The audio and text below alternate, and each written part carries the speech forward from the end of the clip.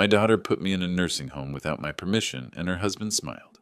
They decided to get rid of me so they could take my house and car, thinking I was a helpless old man. But I had a shocking surprise in store for them. Wait for the consequences.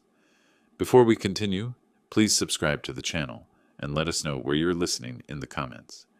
Dad, Mike and I have been thinking, it's time for you to move somewhere special where professionals can take care of you. The words hit me like a sledgehammer to the chest. Sarah sat at my kitchen table, her hands folded around gift bags she'd brought for Valentine's Day. The irony wasn't lost on me. Steam still rose from the pot roast I'd spent 3 hours preparing, filling my home with the smell of garlic and rosemary, my daughter's favorite meal since she was 7 years old. What? I gripped the back of my chair, knuckles going white. What fool came up with this idea? I'm still full of strength. Mike stepped forward from where he'd been lurking near the doorway, 49 years old and already looking like he'd given up on life, with his receding hairline and the perpetual scowl that seemed permanently etched into his face. John, you're not who you used to be. This will be better for everyone. Better for whom? For you to take over my house? Sarah's face crumpled, but I caught the flash of something else in her eyes. Guilt? Fear? She'd practiced this conversation. How can you say that? We care about you. Care about me? I laughed, but there was no humor in it. If you cared about me, you wouldn't be sitting in my kitchen talking about shipping me off to some institution. I gestured toward the dining room, where family photos lined the mantelpiece. 40 years I worked 3 jobs to give you an education, Sarah. 40 years of 16-hour days so you could have everything you wanted. Mike moved closer, positioning himself between me and the front door. The movement was subtle, but I'd learned to read body language in Vietnam. This wasn't a discussion, this was a trap. The paperwork is already filed, he said, pulling a manila folder from his jacket. We found a really nice place, Sunset Haven. They have activities, medical care on site, everything you need. I don't need anything except to be left alone in my own house. My voice echoed off the kitchen walls. The same walls I'd painted every 5 years for the past 3 decades. The same kitchen where I'd taught Sarah to scramble eggs when she was 8, where we'd celebrated every birthday, every achievement. Sarah stood up, her chair scraping against the linoleum. Dad, please. You fell last month. What if something happens and no one finds you for days? I didn't fall. I slipped on ice you would have seen if you visited more than once every 2 months. The accusation hung in the air between us. And since when do you care what happens to me? You haven't called in 3 weeks. That's not fair.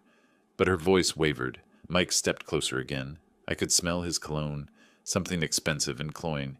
Look, old man, this is happening whether you like it or not. We can do this the easy way or the hard way.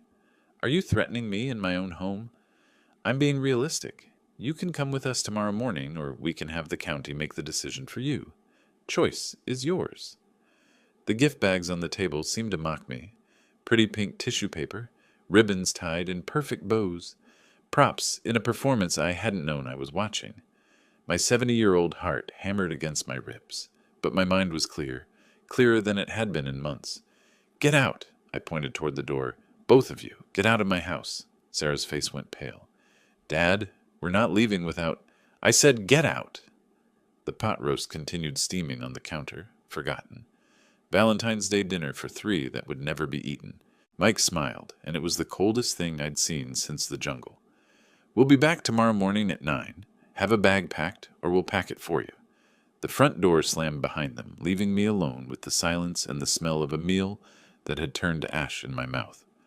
Through the window, I watched Mike's BMW pull out of my driveway, carrying my daughter away from me. I stood there for a long time, listening to the house settle around me. The same house where Sarah had taken her first steps, where she'd brought her prom date to meet me, where she'd cried when her marriage fell apart. Now it felt like a tomb. The phone rang. Sarah's ringtone. I let it ring. At 9 sharp, the moving truck pulled into my driveway. I'd spent the night barricaded in my bedroom, every light in the house blazing, a baseball bat across my knees. Sleep hadn't come. Instead, I'd stared at the ceiling, remembering the day I'd bought this house. Sarah was 12 then, and she'd picked out the paint color for her room. Sunshine yellow, she'd called it. Heavy footsteps on my front porch. The doorbell, then pounding. "Dad, open up!" Sarah's voice, higher pitched than usual. "We know you're in there." I stayed put. Let them break down the door if they wanted in so badly. The key turned in the lock. My spare key, the one I'd given Sarah for emergencies. This qualified, I supposed, just not the kind I'd imagined. "I'm not going anywhere. This is my house." Mike appeared in my bedroom doorway, 2 large men behind him, movers from the look of their matching uniforms, professional muscle. "Don't make this difficult, old man. Your stuff is already packed." Packed? I struggled to my feet, my cane sliding across the hardwood. "You haven't packed anything. You just got here." Sarah pushed past Mike, her eyes red from crying. Real tears or manufactured ones, I couldn't tell anymore. "Dad, this is temporary, until we get your affairs in order." "What affairs? Everything is fine with my affairs." I jabbed my cane toward the dresser where my important papers sat in perfect order. Birth certificate, marriage license, Dorothy's death certificate, my will, all exactly where they'd been for 15 years. One of the movers was already in my closet, pulling shirts off hangers. My navy dress uniform, the suit I'd worn to Dorothy's funeral, the Christmas sweater Sarah had given me last year. Everything treated like inventory in a warehouse. "Stop touching my things!" I swung my cane, but Mike caught it easily. "Bob, Jim, get his stuff loaded. We're on a schedule." The efficiency was terrifying. These men had done this before. They moved through my house like a SWAT team, boxing up 40 years of memories in less than an hour. My tools went into unmarked boxes. The photo of Dorothy and me on our wedding day disappeared into bubble wrap. The Purple Heart I'd never talked about, not even to Sarah, vanished into a cardboard container, labeled MISC. "Where are you taking everything?" "Storage unit," Mike said, not looking up from his clipboard, "until we figure out what to keep." Until they figured out what had value, he meant, what could be sold. The car ride was a nightmare of suburban streets I'd driven for decades, now seen through the window of Mike's BMW, like a tourist in my own life. Sarah sat in the passenger seat, occasionally glancing back at me with what might have been regret. Mike drove in silence, NPR playing softly on the radio. At a red light, I tried the door handle. Locked. "Child safety locks," Mike said, catching my eye in the rearview mirror. Amazing what they think of these days. Sunset Haven looked exactly like what it was. A warehouse for the unwanted elderly. Red brick facade, manicured lawn, and a sign advertising compassionate care for your loved ones. The parking lot was full of sedans driven by middle-aged children, making the same choice Sarah had made. Eric Palmer met us at the front desk with a smile that never reached his eyes. 30-something, perfectly pressed polo shirt, clipboard in hand. "Mr. Connor, we've been expecting you. I'm Eric, and I'll be helping you get settled today." "I don't want to get settled. I want to go home." "I understand this is a big transition, but you're going to love it here. We have bingo on Wednesdays, movie nights on Fridays, and the best medical staff in the county." Sarah finally looked at me directly. "Dad, we'll visit. This isn't goodbye." But we both knew it was. Room 247 had beige walls, a narrow bed, and a window that looked out onto the parking lot, where Mike's BMW had disappeared an hour ago. My belongings looked foreign here, like artifacts from someone else's life. The photo of Dorothy in her nurse's uniform sat on the plastic nightstand, smiling at a room she'd never seen. My toolbox, the one I'd carried to 3 different jobs for 30 years, sat uselessly in the corner next to a walker I didn't need.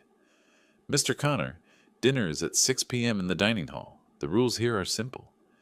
Eric Palmer stood in my doorway, still wearing that practice smile. "Medication distribution is at 8 a.m. and 8 p.m. Visiting hours end at 9. Any questions?" "When can I leave?" "Well, that would be up to your family and our medical staff to determine." He checked his watch. "I'll let you get settled. Welcome to Sunset Haven." The door closed with a soft click, leaving me alone with the institutional smell of disinfectant and the distant sound of television game shows echoing from the common areas. I sat on the edge of the bed and picked up the photo of Dorothy. She'd been 43 when it was taken, just 4 years younger than Sarah was now. Beautiful, proud, wearing the uniform she'd worked so hard to earn. We'd been married 22 years when the cancer took her, And not once in all that time had she looked at me the way Sarah had looked at me today, with calculation, with inconvenience, with the cold assessment of someone deciding whether something was worth keeping. 40 years I worked 3 jobs to give her an education. The memory hit me like a physical blow. Sarah, at 18, accepted to Northwestern but worried about the cost. Me, working days at the auto shop, evenings at the hardware store, weekends doing handyman jobs for neighbors, sleeping 4 hours a night for 2 years so she could have her dream. I'd sold my motorcycle, the 1967 Harley I'd bought with my first paycheck, home from Vietnam, sold my father's watch, the one he'd carried through World War II, sold everything that mattered to me so Sarah could matter to herself. And now she throws me away like garbage. The walls of room 247 pressed in around me. 70 years old, but my hands were still steady, my mind still sharp. I'd survived the Tet Offensive, raised a daughter alone after Dorothy died, built a business from nothing and sold it for enough to live comfortably for the rest of my life. They thought I was just another confused old man to be managed and medicated. They were wrong. From somewhere down the hall came the sound of voices, other residents gathering for dinner, stories being shared, complaints about children who visited less and less frequently. But I wasn't listening to the words. I was listening to the tone. Resignation, acceptance, defeat. I stood up and walked to the window. In the parking lot below, a new car was pulling in. Another family, another conversation about what was best for everyone involved. The cycle continuing. But not for me. I wasn't like the others shuffling through these halls in their slippers and hospital gowns. I was John Connor, and I'd been underestimated before. It hadn't ended well for the people who'd made that mistake.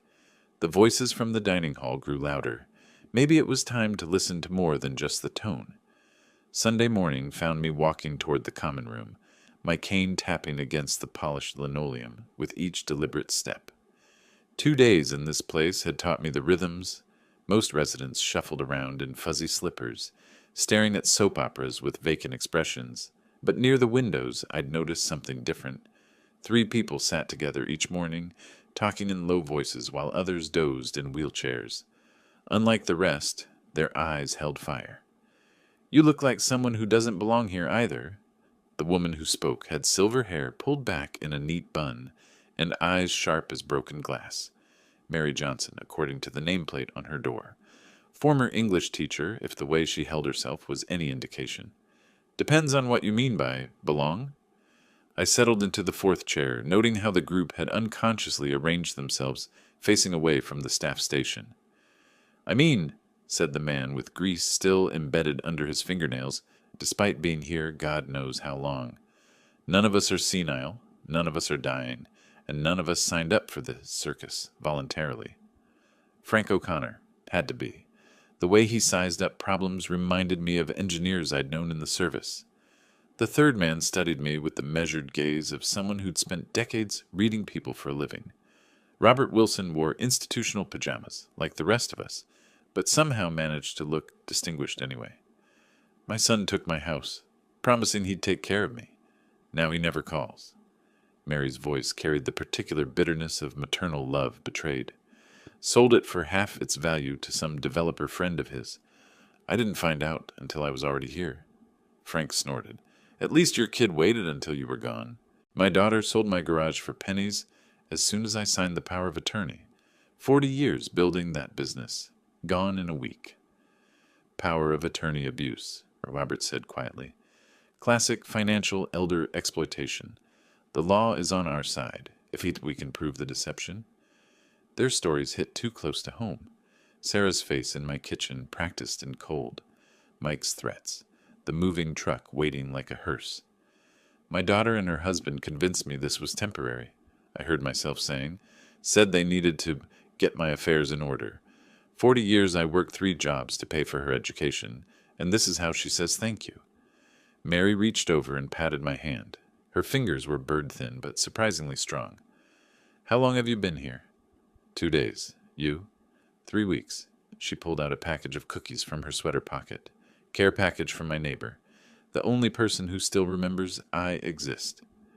Frank accepted a cookie with a grunt. 2 months for me. Robert's been here longest. 6 weeks. Robert's lawyer mind was clearly working. long enough to understand the patterns. The staff here, particularly Eric Palmer, facilitates these family betrayals. For a fee, of course. What kind of fee? I kept my voice casual, but my pulse quickened. Hard to prove without documentation, but I've observed enough phone calls, enough paperwork irregularities. This place profits from keeping families separated while assets get liquidated. Mary leaned forward. Robert thinks we might have legal recourse if we can document the fraud. More than might, Robert said firmly. I've been taking notes, tracking patterns. We're not just victims here. We're witnesses to systematic elder abuse. Frank's eyes lit up with something I recognized from my Navy days, the look of a man who'd found his mission. So what do we do about it? We gather evidence, Robert said. Document everything. Build a case they can't dismiss as the confused ramblings of elderly people. And then? Then we fight back. The words hung in the air between us. Around the room, other residents dozed or stared blankly at television screens, but our little circle buzzed with purpose. I'm in, I said without hesitation. Whatever it takes. Mary smiled, and for the first time since arriving, I felt something other than despair. Good, because we're going to need all the help we can get. Frank cracked his knuckles. About time someone stood up to these vultures. Robert nodded approvingly. I'll start drafting our documentation strategy. John, would you mind keeping your ears open around the facility? Fresh eyes see things the rest of us might have missed. I can do that. As we dispersed for lunch, I felt lighter than I had in days. They thought they'd isolated me, made me helpless. Instead, they'd given me exactly what I needed. Allies with nothing left to lose. Tuesday night, 9:30 p.m. The hallways of Sunset Haven took on a different character after lights out. Shadows stretched longer, and the institutional cheerfulness faded into something more honest, more sinister. I'd been lying awake for hours, my mind replaying fragments of overheard conversations. Eric Palmer's interactions with new families followed a pattern Robert had identified. Too helpful, too knowledgeable about legal loopholes, too eager to expedite paperwork. Thirst gave me the excuse I needed to explore. My cane tapped softly against the linoleum as I made my way toward the kitchen. The night staff barely glanced up from their station, just another old man shuffling around, harmless and forgettable. That's when I heard Eric's voice, low, confident, coming from around the corner near the administration office. I froze, pressing myself against the wall. Yes, Sarah, the documents are ready. Your father is officially incapacitated. My blood turned to ice. Sarah's voice came through the phone, tinny but audible. Perfect. When can we start selling the house? Give me a week. For an extra $5,000, I'll expedite the process. My hand found my phone in my pocket, muscle memory from the few times Sarah had taught me to use the voice memo function. I pressed record.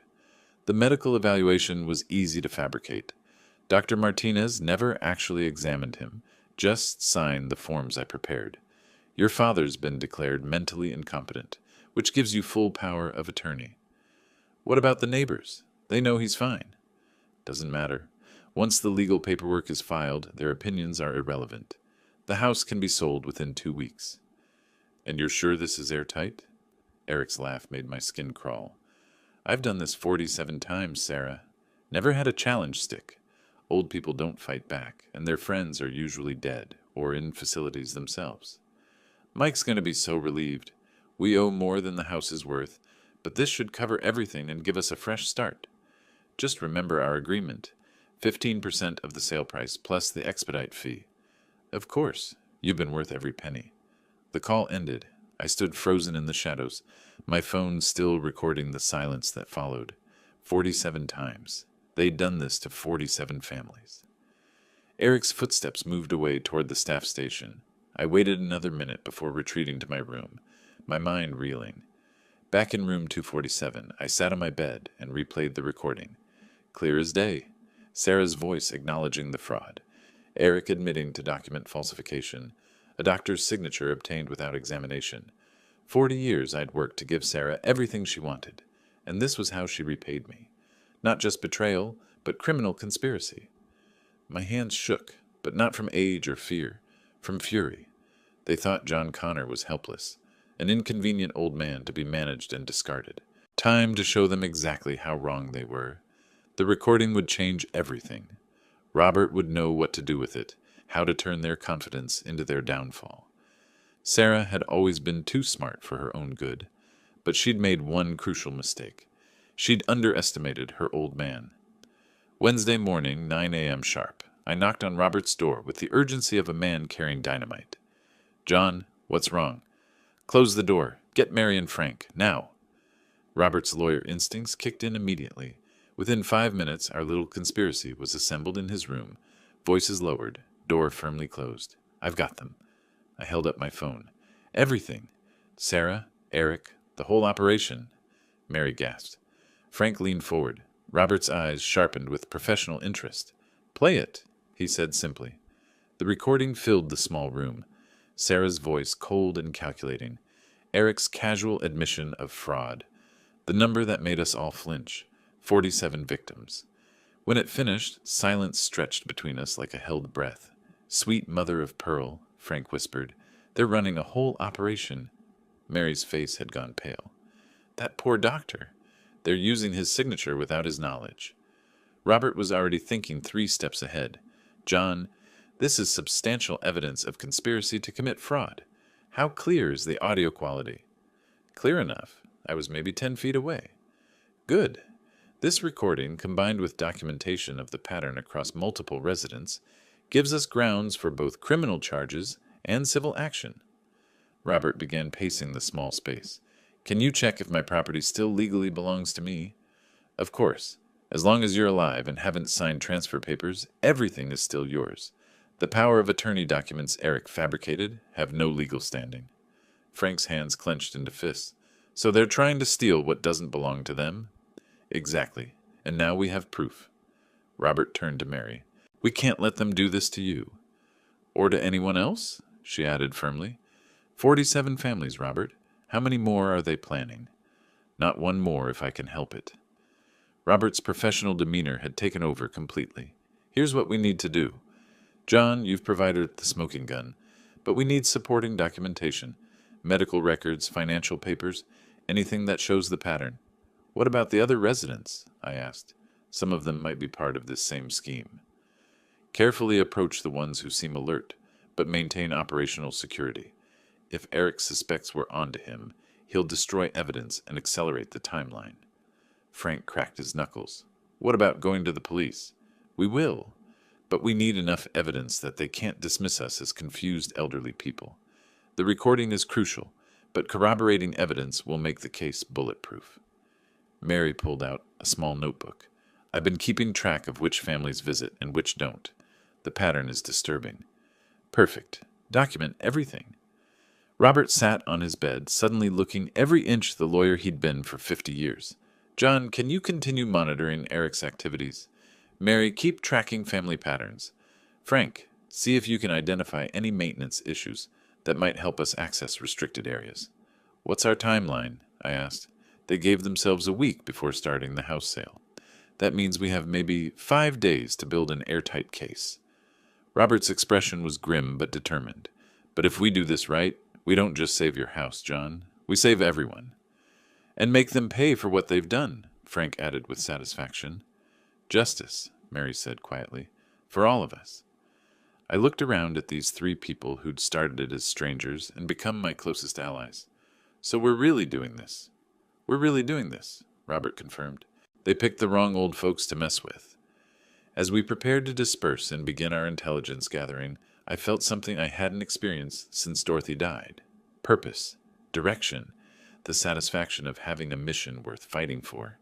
Sarah thought she was so clever, planning my destruction from the shadows. Time to drag everything into the light. Friday afternoon, 3 p.m.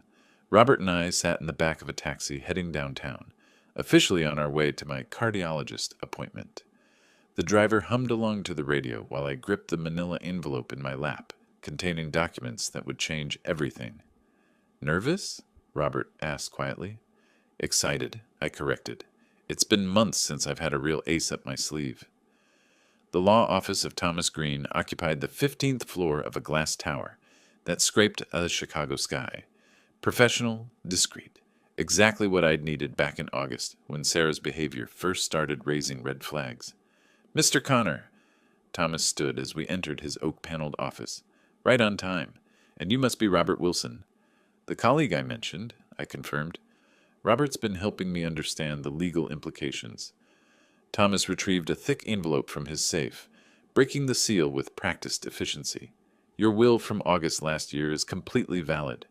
Every page properly witnessed and notarized. Robert leaned forward, professional curiosity evident. May I examine the documentation? Of course. Thomas spread the papers across his mahogany desk. As you can see, Mr. Connor has left his entire estate to the Veterans Administration Medical Center. No family inheritance whatsoever. Excellent. So my daughter won't get anything? The satisfaction in my voice was unmistakable. Robert's eyebrows shot up. John, you never mentioned. I had my suspicions about Mike even then, I explained. The way he looked at my house, asked questions about property values. So I took precautions. Thomas nodded approvingly. Very wise. The will specifically excludes Sarah Connor Thornton from any inheritance, citing irreconcilable differences and financial irresponsibility. But we must wait until they commit illegal acts, Robert said slowly, his lawyer mind processing the implications. If you reveal this too early, they might abandon the fraud. Exactly my thinking. I studied the legal documents spread before us. Let them dig their own grave first. The beauty is, Thomas added, once they falsify documents claiming mental incompetence, the will becomes even more powerful evidence of your sound mind and deliberate intent. Robert was already strategizing. Combined with the recorded evidence, this creates an airtight case. They're not just committing fraud. They're doing it for property they'll never legally inherit. How long do we wait? I asked. Until they've committed to the sale, Robert advised. Let them sign contracts, accept deposits, maybe even schedule closing. Then we spring the trap. Thomas secured the documents back in his safe. I'll keep everything ready for immediate filing when you give the word. The taxi ride back to Sunset Haven felt different, lighter somehow. Robert stared out the window, clearly amazed by the day's revelations. You've been planning this for months, he said finally, since the first time Mike suggested I needed professional care.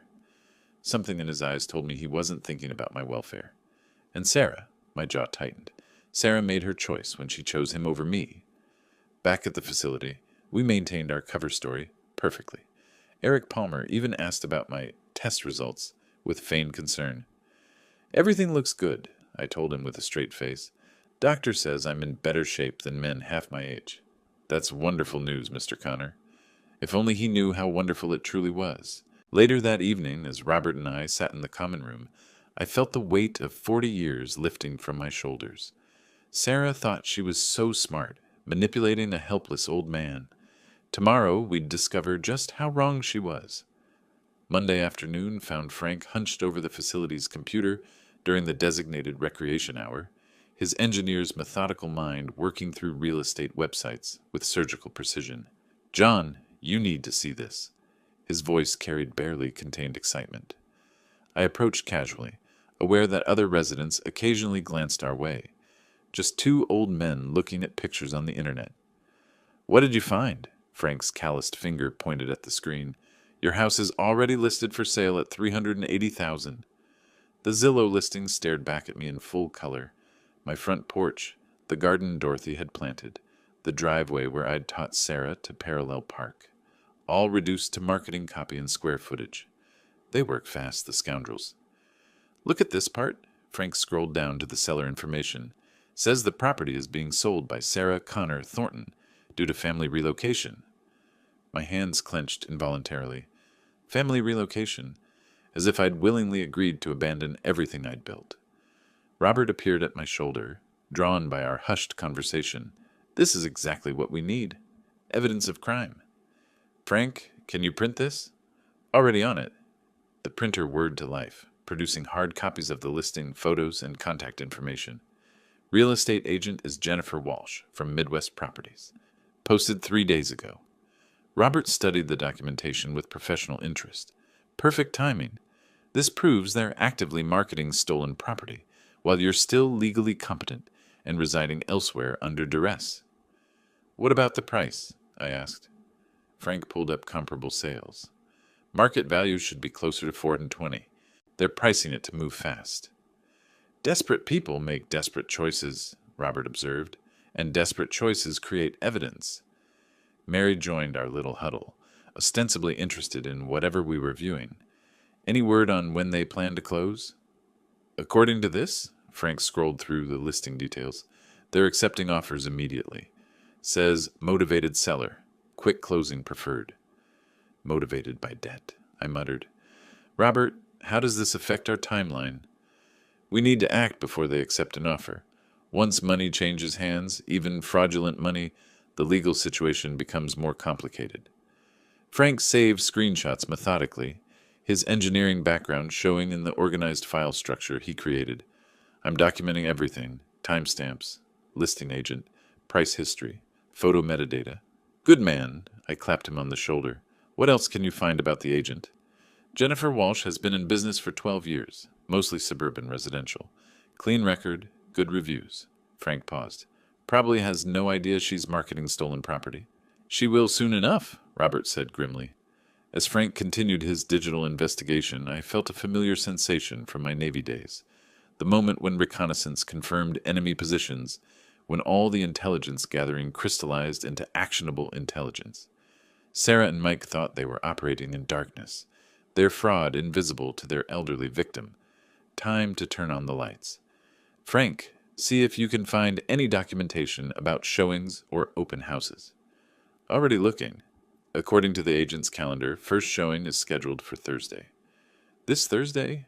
Robert's eyebrows shot up. 3 days from now. Looks like they're really pushing for a quick sale. Perfect. That gave us exactly the timeline we needed to spring our trap. I studied the listing one more time, memorizing every detail of how they'd packaged my life for sale. The house where I'd raised Sarah, where Dorothy and I had dreamed of growing old together, reduced to bullet points about updated kitchen appliances and proximity to shopping. But they'd made one crucial error in their eagerness to profit from my misery. They'd given us everything we needed to destroy them. Thursday afternoon, the common room buzzed with its usual collection of dozing residents and muted television programs, when Sarah and Mike walked in carrying a briefcase that might as well have been labeled Final Betrayal. I activated my phone's recording app before they reached my chair, the muscle memory feeling more natural each time. Dad! Sarah's voice carried that particular false brightness she'd perfected over the years. You look so much better. The staff here is really taking good care of you. Hello, Sarah. I let my voice sound tired, defeated, the performance of a man who'd accepted his fate. Mike cut straight to business, pulling papers from his briefcase with efficiency that bordered on eagerness. John, just sign here. We're selling the house and buying you a better room. A better room? Private bathroom, bigger window, maybe even cable television. Sarah's lies flowed effortlessly. But we need to finalize the sale first. Dad, we need the money now. Mike has important business deals. Perfect. I leaned forward as if struggling to read the documents. What happens to the money from the sale? Don't worry about that. We'll take care of everything. Mike's impatience bled through his attempt at reassurance. But where will I live when I get better? Sarah and Mike exchanged a glance that told me everything about their long-term plans for my welfare. Dad, you're not getting better. The doctors here have explained your condition. This is your home now. Forever? We've talked to Eric Palmer.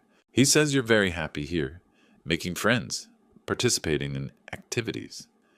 Each lie felt like a physical blow, but I maintained my defeated posture while my phone captured every word. I suppose, if you think it's best. I reached for the pen with trembling fingers that weren't entirely theatrical. How much money will the house bring? Mike's eyes lit up. $380. Good price for a quick sale. And that money goes into a special account for your care, Sarah said smoothly. Though honestly, Dad, with your medical expenses and the cost of this place, it won't last forever. What medical expenses? I feel fine. The doctors say you have early dementia. You just don't remember being sick. I let my face crumple with confusion and fear. I don't remember being sick? That's part of the disease, Dad. But we're handling everything. You just need to sign here, and we'll take care of the rest. Mike has so many opportunities right now, Sarah continued. Real estate investments that could really help secure your future. What kind of investments? Mike leaned back, confidence radiating from every pore. Commercial properties, Dad. Buildings that generate rental income. Your house money becomes seed capital for deals that'll pay your medical bills for years. But what if I get better? You won't. The coldness in Sarah's voice would have frozen a younger man. The doctors have been very clear about your prognosis. I held the pen above the signature line, letting them think victory was within reach. I just want to understand. Once I sign this, what happens to my house? New family moves in, probably fixes it up nice, Mike said dismissively. Honestly, John, the place needed work anyway. This way you don't have to worry about maintenance, property taxes, any of that stuff. And I'll have a nice room here? The nicest room money can buy, Sarah promised. And you'll visit me? Silence stretched between us. Finally, Sarah managed, Of course, Dad, when we can. I set the pen down and looked at my daughter, really looked at her. 40 years of sacrifice, love, and hope stared back at me through eyes that had turned calculating and cold. I need a minute to think about this. Dad, there's nothing to think about. Just sign the papers. It's a lot to process, my whole life. Mike's patience finally snapped. Look, old man, this is happening whether you like it or not. We can do it the easy way or the hard way. Sarah shot him a warning look, but damage was done. The mask had slipped, and my phone had captured every threatening word. Let me just read through this one more time, I said, maintaining my confused act while buying precious seconds for evidence. They waited, predators circling wounded prey, unaware that the prey had teeth of his own and was about to use them. Friday morning, 10 a.m. The Cook County Courthouse rose before us, like a granite monument to justice, its columns stretching toward a Chicago sky that seemed clearer than it had in weeks. Robert adjusted his tie, the first real tie he'd worn since being imprisoned at Sunset Haven. Ready for this, John? I've been ready since August. I patted the briefcase containing 2 weeks' worth of evidence.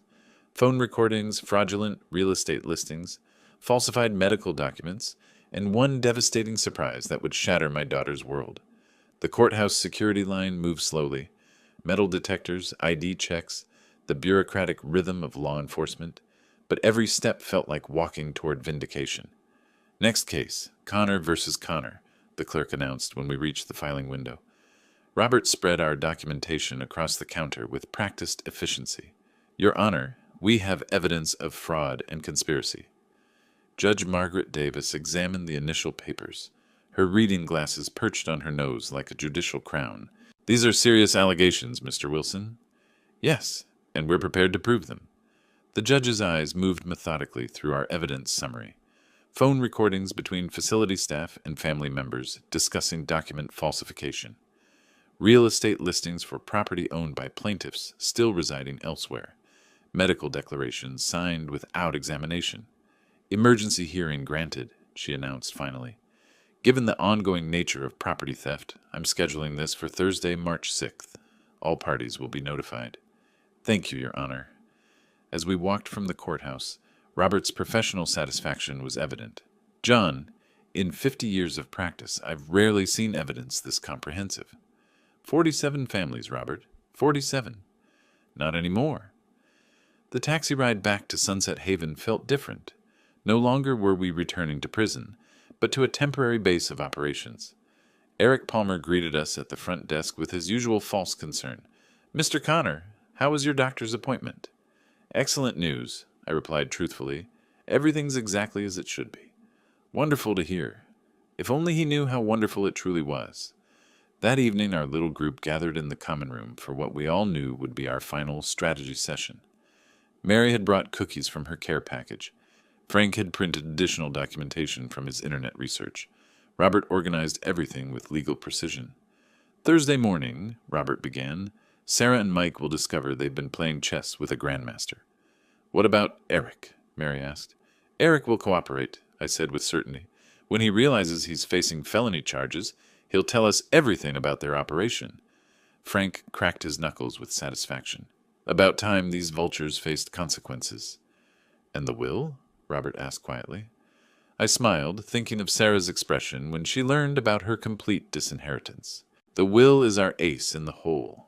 Let them commit to fraud first, then reveal that every crime was committed for property they'll never inherit. Poetic justice, Mary observed. Dorothy would have appreciated the irony, I agreed. Sarah always was too clever for her own good. Thursday changes everything, Robert confirmed. For everyone. As we dispersed to our rooms, I felt the weight of 2 weeks lifting from my shoulders. Tomorrow, we'd face my daughter in court. She'd arrive expecting to defend a minor family disagreement. Instead, she'd discover she'd been outmaneuvered by the old man she'd so thoroughly underestimated. The game was almost over, and I was about to win. Thursday morning, 9 a.m. Courtroom 4B buzzed with the energy of justice about to be served. Sarah and Mike sat at the defendant's table, their lawyer whispering reassurances that would prove meaningless within the hour. Judge Davis called the session to order, with the gravity befitting a case involving systematic elder abuse. Robert stood for his opening statement, every inch the professional attorney despite 2 months in nursing home pajamas.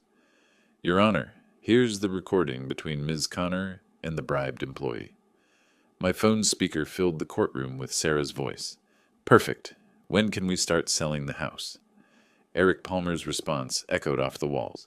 Give me a week. For an extra $5,000, I'll expedite the process. Sarah's face went white. Mike grabbed her arm, whispering frantically. The medical evaluation was easy to fabricate. Eric's recorded voice continued. Dr. Martinez never actually examined him, just signed the forms I prepared. Your Honor, Robert continued methodically, we have documented evidence of conspiracy to defraud an elderly person of his property through falsified medical documents and bribery. Sarah's lawyer stood quickly. Objection, Your Honor. This recording was obtained without consent. Overruled. Illinois is a one-party consent state for recordings. The next hour unfolded like a perfectly orchestrated symphony of justice. Frank testified about discovering the fraudulent real estate listing. Mary presented her documentation of suspicious family behavior patterns. Robert introduced medical records showing I'd never been examined by Dr. Martinez. Then came Eric Palmer's testimony. Yes, I falsified documents for $5,000, he admitted under oath, his voice barely audible. Ms. Connor contacted me in January about expediting her father's mental incompetence declaration. This isn't true. We just wanted to help. Sarah's voice cracked with desperation. Help yourselves to my property, I replied calmly. Judge Davis maintained professional control as the evidence mounted. Recorded phone conversations detailing criminal conspiracy, fraudulent medical documents, real estate listings for stolen property, the systematic nature of elder abuse across 47 families. Sarah's emotional breakdown began during my testimony. 40 years I worked 3 jobs to give her everything she wanted, I told the court, and this is how she repaid me. Not just betrayal, but criminal conspiracy. Dad, please, Sarah sobbed. We owe so much money. Mike's business failed and we're about to lose everything. So you decided to steal mine? Mike finally exploded. You selfish old man. You're going to die soon anyway. Why shouldn't we benefit from your property? That's enough. Judge Davis's gavel echoed like a gunshot. But I wasn't finished. The moment had arrived for my ultimate surprise. Your Honor, I'd like to present one final piece of evidence. Thomas Green approached the bench with my will, properly authenticated and sealed.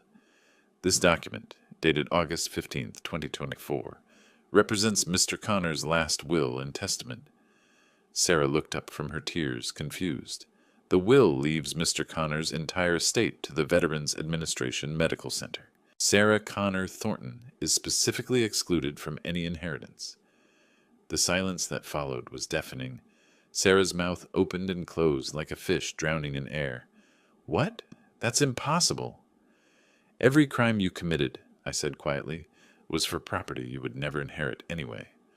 Mike's face turned purple with rage. You vindictive old bastard.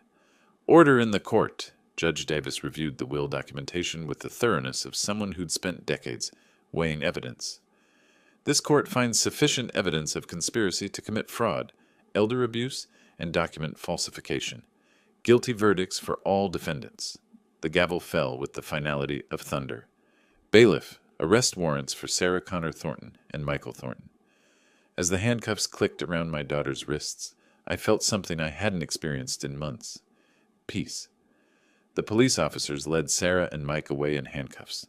Their fraud scheme collapsed into criminal charges and certain imprisonment. Sarah's sobs echoed through the courthouse halls as reality crashed over her like a tsunami of consequence. "Justice has prevailed, friends," I announced to Mary, Frank, and Robert as we watched the squad car pull away. "John, you proved that age isn't the end," Mary said, her eyes bright with tears of satisfaction. "It's just the beginning of wisdom." The ride back to Sunset Haven felt like a victory parade.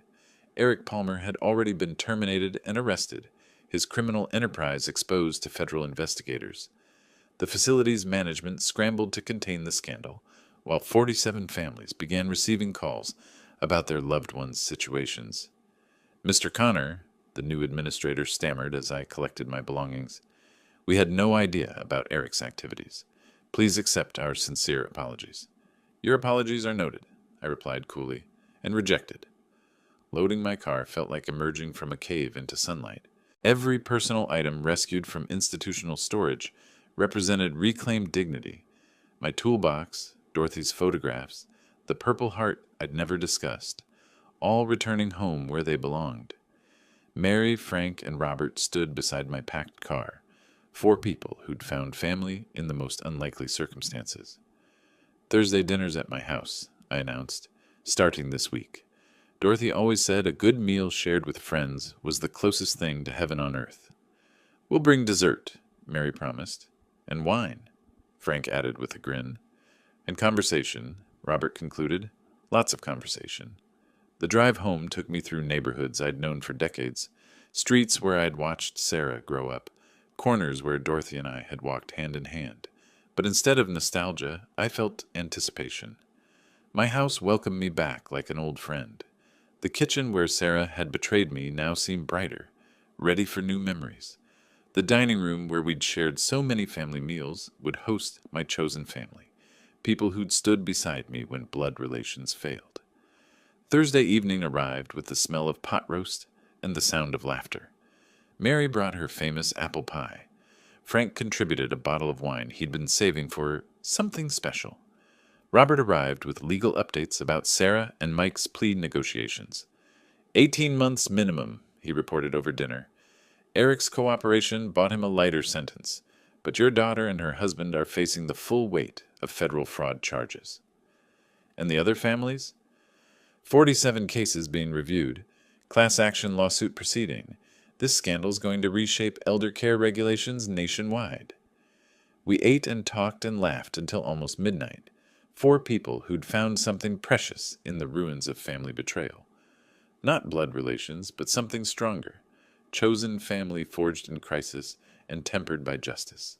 Later, after my friends had gone home, I sat in my recliner looking at Dorothy's photograph. The woman who'd loved me for 22 years smiled back from the mantelpiece, surrounded by pictures of a daughter who'd chosen greed over love. "She made her choice, sweetheart," I whispered to the photo, "and I made mine." Outside, snow fell softly on the garden Dorothy had planted, covering the earth with clean white possibilities. Spring would come soon, bringing new growth, new beginnings, new chances for the family I'd chosen over the one that had chosen to betray me. Sarah had thrown away 40 years of love for money she would never receive. I'd gained something infinitely more valuable, the knowledge that real family isn't determined by blood, but by who stands beside you when everything falls apart. The old man they'd tried to discard had not only survived, he'd triumphed, and the best was yet to come. If you liked this story, please like this video, subscribe to the channel, and share your impressions of this story in the comments.